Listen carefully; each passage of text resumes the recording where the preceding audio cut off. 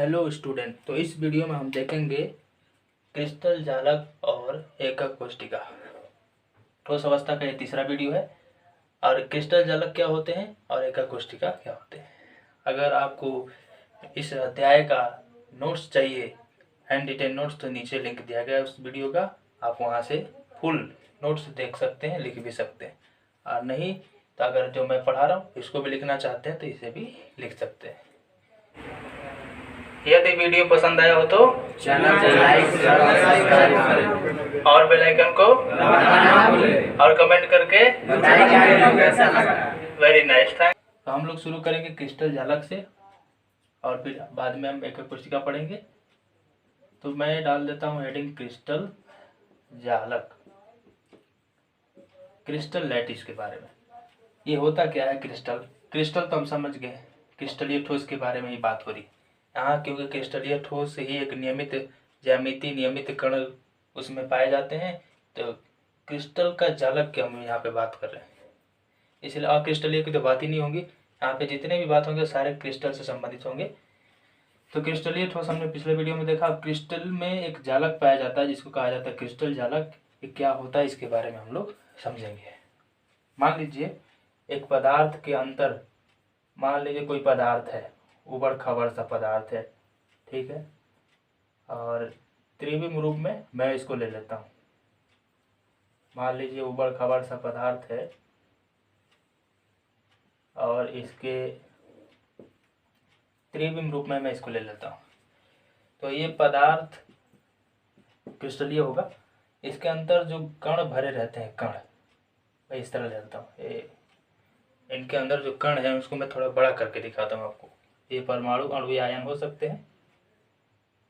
अब इसको आप देखते जाइए, आपको बहुत अच्छा यहाँ पे जानकारी मिलेगा। अब ये कण इस तरह सजे रहते हैं, फिर इसके पीछे भी रहते हैं, इस कदर, फिर इस कदर, फिर इस कदर, फिर इस कदर, फिर इसके पीछे कण होंगे इस कदर, फिर इस कदर, इस कदर, इस कदर, फिर इसके भी पीछे कण होंगे। तो अगर आप ध्यान से देखें तो इनकी एक नियमित ज्यामिति मिल जाएगी।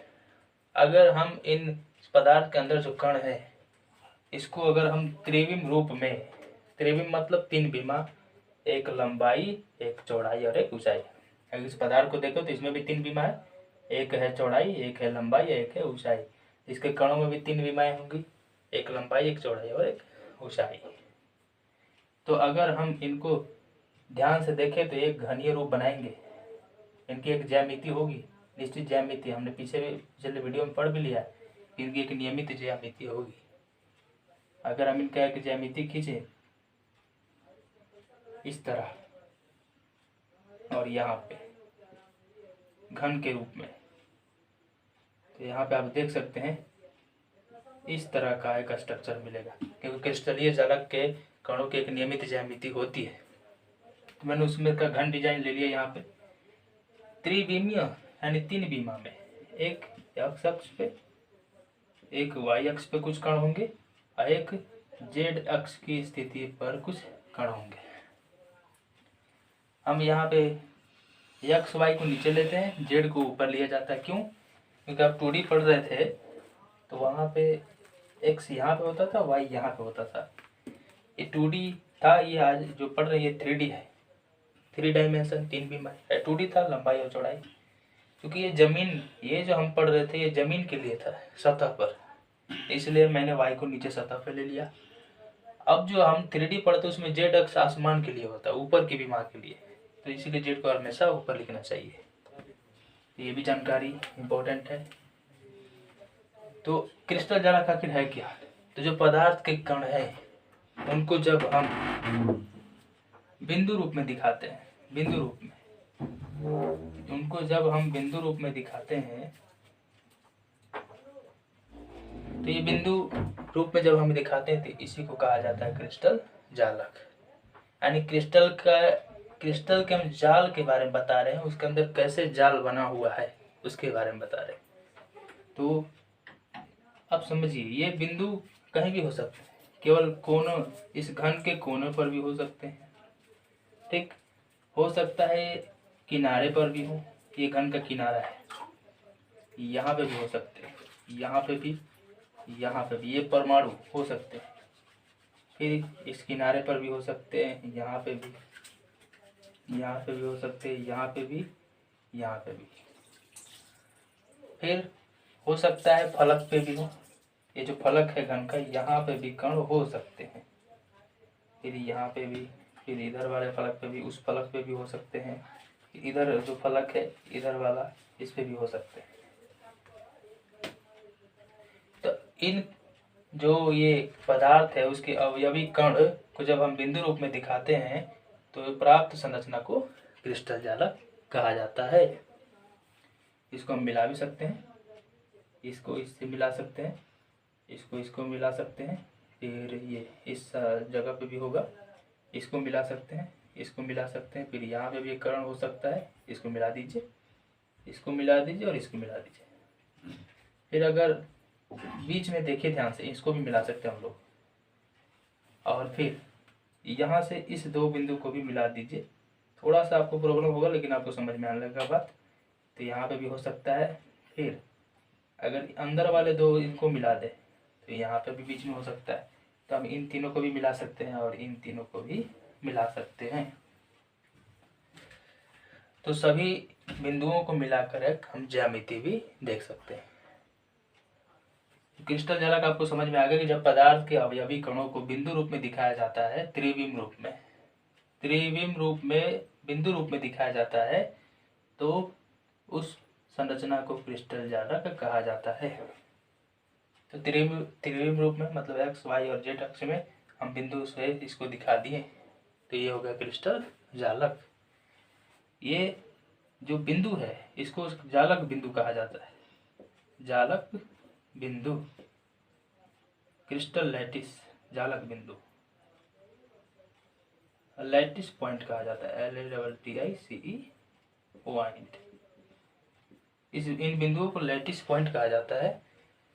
और ये जो बिंदु हैं ये कण, इस पदार्थ का अवयवी कण है जो परमाणु, अणु या आयन हो सकते हैं। तीनों में से कोई भी हो सकता है।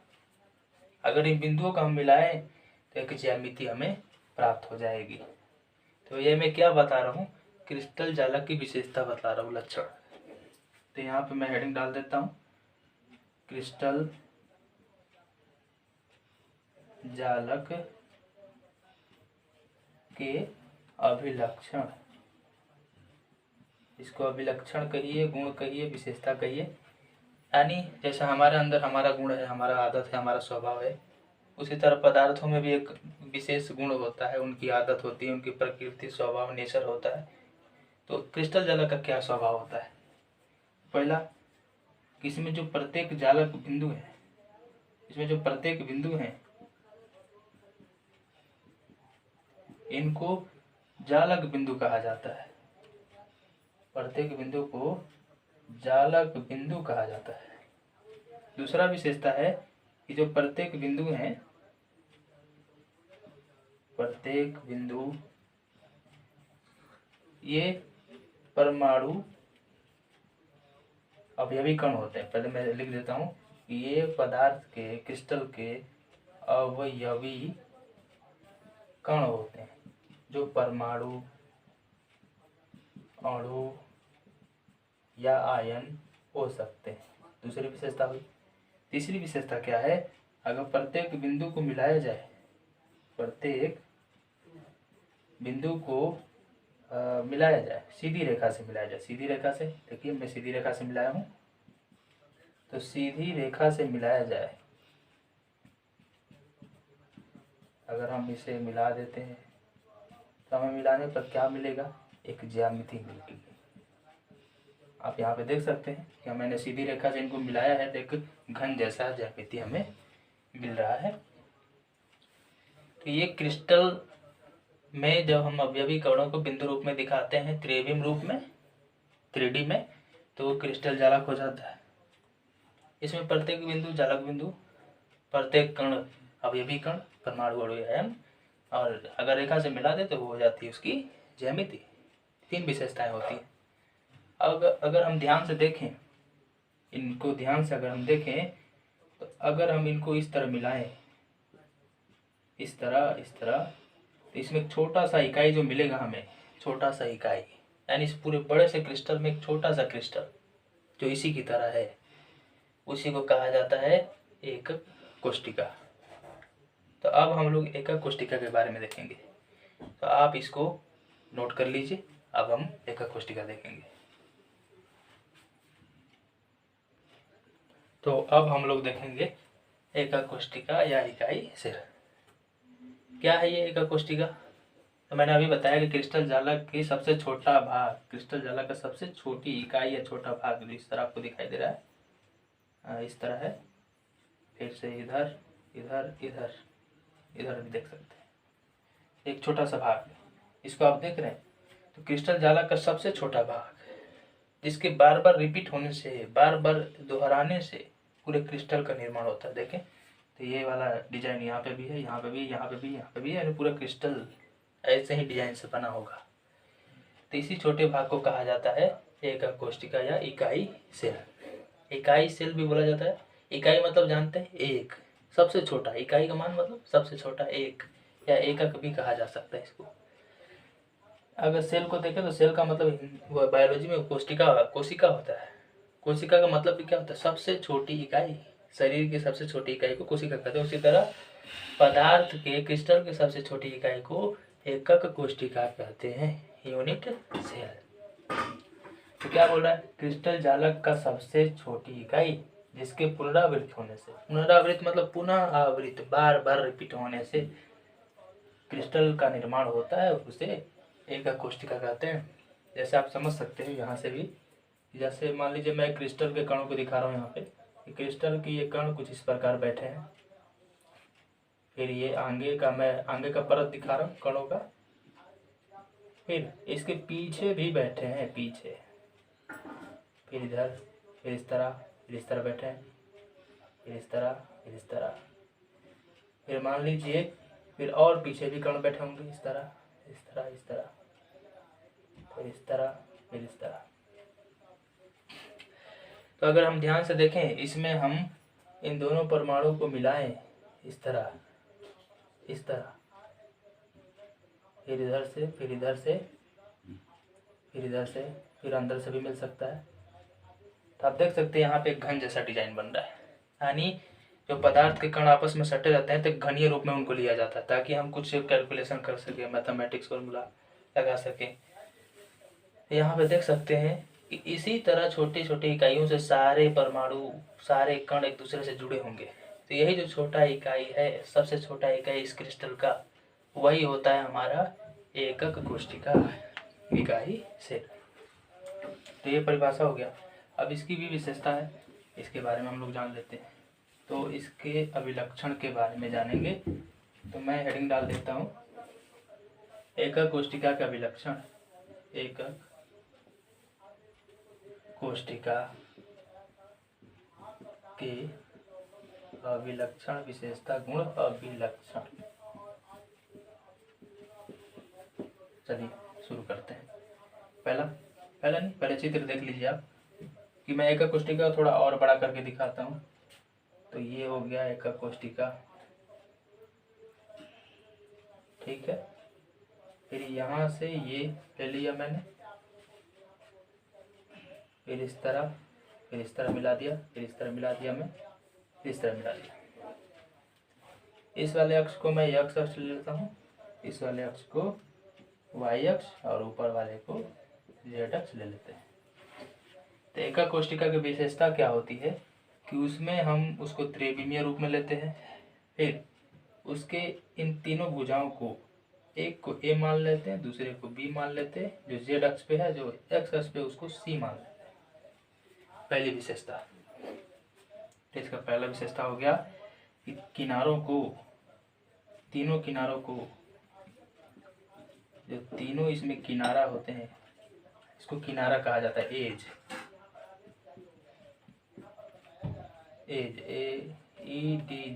एज, इनको ए, बी और सी से दिखाया जाता है।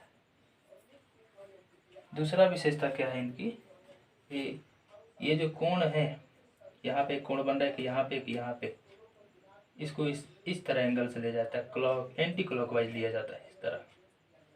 इधर से अल्फा बनेगा, इधर से बीटा बनेगा और इधर से गामा बनेगा। इस तरह इसका डायरेक्शन इधर का होगा, इस तरह। तो दूसरा इसकी विशेषता है कि एका कोष्ठिका के कोणों को, एका कोष्ठिका के तीनों कोणों को या किनारों के बीच बने कोणों को, किनारों के बीच जो कोण बनते हैं उनको अल्फा, बीटा एंड गामा से दिखाया जाता है। एक और बात इसमें ध्यान देने वाली है कि ये तीनों कोण 90 डिग्री पे भी हो सकते हैं, लंबवत, या नहीं भी हो सकते हैं। लंबवत हो भी सकते हैं 90 डिग्री पे, नहीं भी हो सकते। तो ये इसमें ये बात है। फिर अगर हम बात करें तो नोट करके एक बात करें कि हम क्या देख रहे हैं एक कोष्ठिका में कि इसमें 3 पॉइंट है, 3 एक ABC, दूसरा अल्फा बीटा गामा, 3 6 पॉइंट है। इनको पैरामीटर कहा जाता है, पेरीमीटर कहा जाता है। तो एक कोष्ठिका में जो है 6 पैरामीटर होते हैं, 6 पैरामीटर, जिनकी सहायता से हम एक कोष्ठिका की जानकारी लेते हैं। कौन कौन? एक ABC और फिर अल्फा, बीटा, फिर गामा, ये होता है। ये पेरीमीटर के बारे में हम लोग जान लिए। शायद आपको एक कोष्ठिका के बारे में बहुत ही अच्छे से समझ में आया होगा। इसको आप नोट कीजिए। अब हम लोग एक कोष्ठिका के प्रकार के बारे में जानेंगे। अब हम लोग देखेंगे एक कोष्ठिका के प्रकार। अब एक कोष्ठिका हमने देखा कि सबसे छोटी इकाई है जिसके बार बार रिपीट होने से पूरे क्रिस्टल का निर्माण होता है। लेकिन अगर एक कोष्ठिका के घनीय रूप में लिया जाए तो उसमें जो कणों की व्यवस्था होती है वो भी अलग अलग प्रकार से होती है। यानी एक कोष्ठिका में कण अलग अलग तरीके से बैठे होते हैं, इसलिए एक कोष्ठिका के भी प्रकार बन जाते हैं। तो पहला होता है आद्य एक कोष्ठिका, या इसको आप सरल घनीय एक कोष्ठिका बोल सकते हैं। सरल घनीय यानी घन में सबसे सरल रूप, आसान, सिंपल सा। तो इसको आद्य एक कोष्ठिका, प्रिमिटिव यूनिट सेल बोला जाता है, या सिंपल क्यूबिक सेल बोला जाता है, यूनिट सेल। तो इसका शॉर्टकट लिया जाता है SCC लिया जाता है, SCC। तो आप याद रखेंगे SCC, क्योंकि अगले वीडियो में मैं इसको शॉर्टकट ही बोलूँगा, SCC। तो चलिए, ये कैसा होता है एक कोष्ठिका? तो इस एक कोष्ठिका की खासियत ये है कि इसमें जितने भी अवयवी कण होते हैं वो सभी उस घन के कोने पर ही रहते हैं। तो हम कोने पर बिंदु बिंदु से दिखा देंगे, बस केवल कोने पर ही रहते हैं। 8 कोना पर, कितने कोना है? 4 इधर 4 इधर, 8 कोने। यानी जो अवयवी कण है कहाँ रहते हैं? कोनों पर। कोनों की संख्या कितनी होती है? 8 होती है। और इसको इंग्लिश में कॉर्नर बोलते हैं, कॉर्नर पर। जालक बिंदु कितने हुए? तो इनमें अगर हम जालक बिंदु देखें, जालक बिंदु तो 4 इधर 4 उधर, 8 जालक बिंदु इसमें होते हैं। तो यहाँ पे ये हुआ, ये बात हम समझ गए। अब हम लोग दूसरा जानेंगे। दूसरा होता है एक कोष्ठिका जिसका नाम है केंद्रित एक कोष्ठिका। सिंपल वाला एक ही होता है। दूसरा होता है इसमें केंद्रित एक कोष्ठिका, एकक कोष्ठिका। इसको कहा जाता है इंग्लिश में सेंट्रेड यूनिट सेल। केंद्रित मतलब अब इसमें जो अवयवी कण होंगे, जालक बिंदु होंगे, वो केवल कोने पर ही नहीं रहेंगे।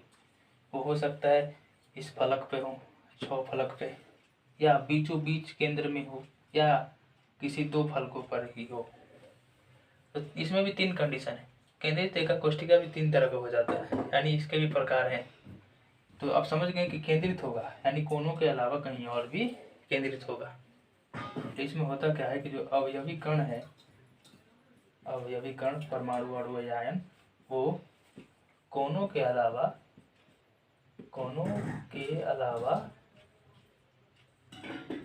अन्य स्थितियों में भी रहते हैं, दूसरी स्थितियों पर, अन्य स्थितियों पर भी पाए जाते हैं।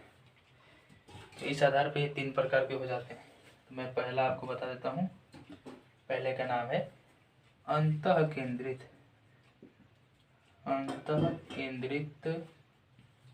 एकक कोशिका। कोई किसी किताब में इकाई सेल भी कहा जाता है, एकक कोशिका। तो इसको इंग्लिश में बोला जाता है बॉडी सेंट्रेड यूनिट सेल। शॉर्टकट लिया जाता है BCC। इसका शॉर्टकट लिया जाता है BCC। इसे याद रखिएगा इस शॉर्टकट को। तो अंतः केंद्रित इसका नाम ही है इसका अंतः केंद्रित, यानी उस एकक कोशिका में जो अवयवी कण होगा अंतः केंद्र में होगा, बीचों बीच होगा।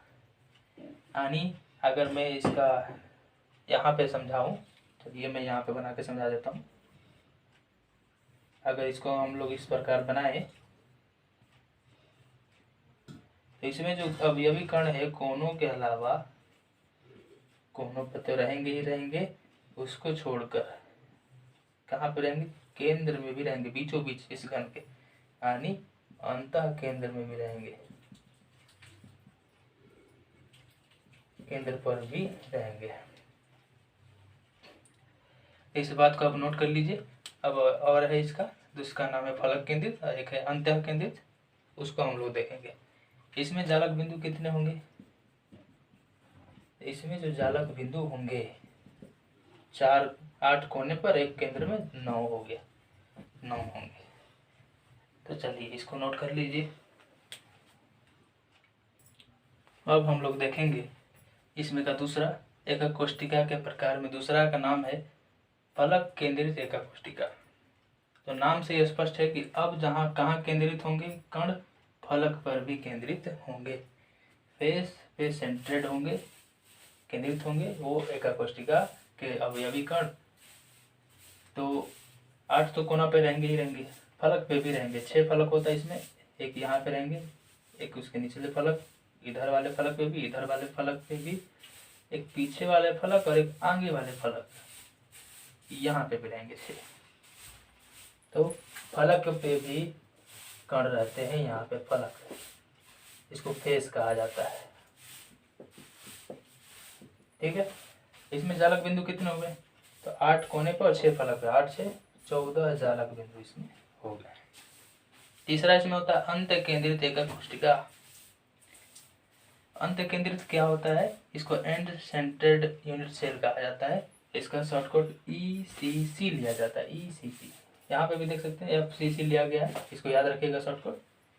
अब देखिए इसमें अंत केंद्रित में क्या होता है, ये अंत, इसका तो कुछ शाब्दिक अर्थ नहीं समझा सकता, लेकिन आप समझ लीजिए इसमें जो अवयवी कण होते हैं कोनों के अलावा 2 विपरीत फलक पे भी रहते हैं।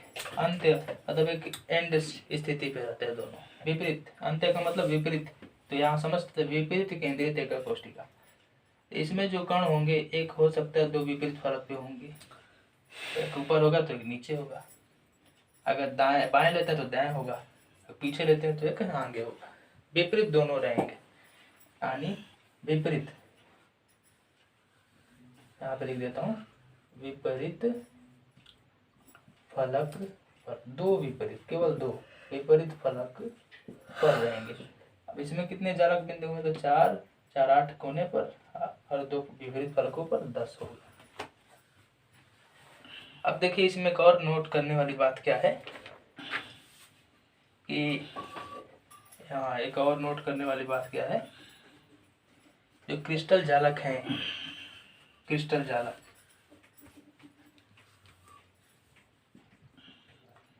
क्रिस्टल जालक ये खत्म हो गया, ये तो हम समझ गए पूरे डिटेल में। जो क्रिस्टल जालक हैं वो 14 तरह से त्रिविमीय जालक बनाते हैं, 14 त्रिविमीय जालक बनाते हैं 14 तरीके से, जिसको क्रिस्टल तंत्र कहा जाता है, जो 7 प्रकार का होता है, 7 प्रकार में 14 आ जाते हैं। इनको एक वैज्ञानिक जिनका नाम है ब्रेवे, उन्होंने इसका व्याख्या किया था 14 प्रकार के इस क्रिस्टल जालक का, तो उन्हीं के नाम पे इनको ब्रेवे जालक भी कहा जाता है। इसके बारे में हम अगले वीडियो में जानेंगे। तो वीडियो कैसा आया, पसंद आया, नीचे कमेंट करके बताएं और मिलते हैं अगले वीडियो में। धन्यवाद।